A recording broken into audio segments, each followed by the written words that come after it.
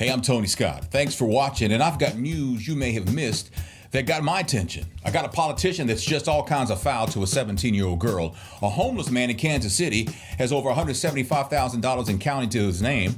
A woman is charged $5 for using a bathroom, and then I'll tell you how the Fresh Prince of Bel-Air got a school district put on lockdown. Let's start in Connecticut, where Representative Ernest Hewitt made a foul remark to a 17-year-old girl testifying about a program that helped her overcome her shyness and get over her fear of snakes. Now, the girl said in part, "I'm usually a very shy person, and now I am more outgoing. I was able to teach those children about certain things like snakes that we have and the turtles that we have, and I want to do something toward that working with children when I get older." Then Representative Hewitt says, "Hey, if you're bashful, I got a snake sitting under my desk here."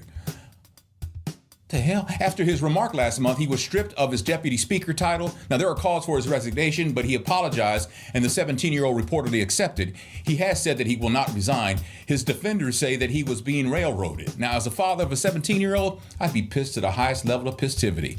I mean, he's the father of 2 daughters and 1 son. How would he like it if I said that to one of his daughters? I feel dirty just saying that. Is this how your son is supposed to interact with young girls? Am I overreacting? I don't think so. He's an elected politician. Part of the job description of an elected official is being held to a higher level of accountability. And if I'm the father of that 17-year-old, we moving furniture. I'm just saying. Sarah Darling dropped her engagement ring as she emptied her coin purse in Billy Ray Harris's donation cup. That sounds so nasty. Billy Ray is a homeless man in Kansas City. She didn't realize she lost the ring until the next day. She went back to where she last saw Billy Ray, and he's still there. So she asked him if he had it. He could have said no and tried to get what he could for it, but he didn't do that. Billy Ray Harris told her that he kept it for her. Now, he did go to a jewelry store, and they offered him thousands on the spot for it, but he didn't take the money. Sarah Darling decided to tell his story and start a 90-day campaign to raise money for him. About a week and a half in, with over 7,500 donations, Billy Ray Harris has over $175,000 in his name. So, fun fact here, there are good people in the world. It almost seems unlikely that a man down on his luck and no light at the end of the tunnel would take the easy way out. He could have gone with this is a blessing from God. But as far as I know, God doesn't use someone's misfortune to bless others. The link to the story and where to donate is down below. Hey, did you hear about in Tennessee, a woman stopped at the flood zone restaurant in Houston County, Tennessee, and then she left. Now, the owners wrote her license plate number down, and then they asked the sheriff, Daryl Allison, to run the plate. They then got her address and sent her a bill for $5 for using her bathroom and for what I guess not buying anything. After the story came out, the restaurant says they are no longer charging the woman $5. They just wanted to make a point.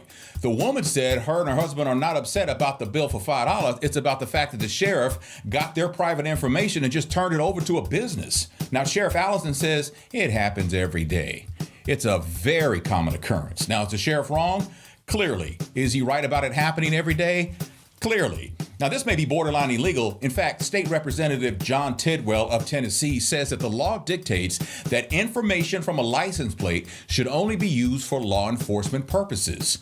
And what point was the restaurant trying to make? That they're cheap and they only wanted you to pee and poop what you buy from them? Come on. Should the sheriff resign? Nah. Is there going to be a lawsuit? Ain't no telling. But at the very least, the sheriff should call that woman and say he's sorry for what he did, because that's just foul. Here we go.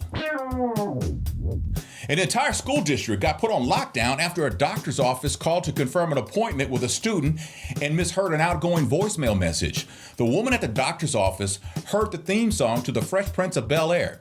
She says that she heard shooting people outside of school, when the actual lyrics are shooting some b-ball outside of school. The entire school district got put on lockdown for 30 minutes, and police, they detained the student for 3 hours while they searched his locker before determining it was all a big fail. An overreaction in 2013? Nah, better safe than sorry, right? You know what would be cool if Will Smith called that woman to tell her don't feel bad.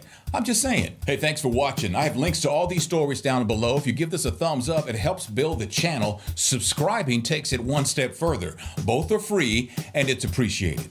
I'm Tony Scott. Yo home, smell you later.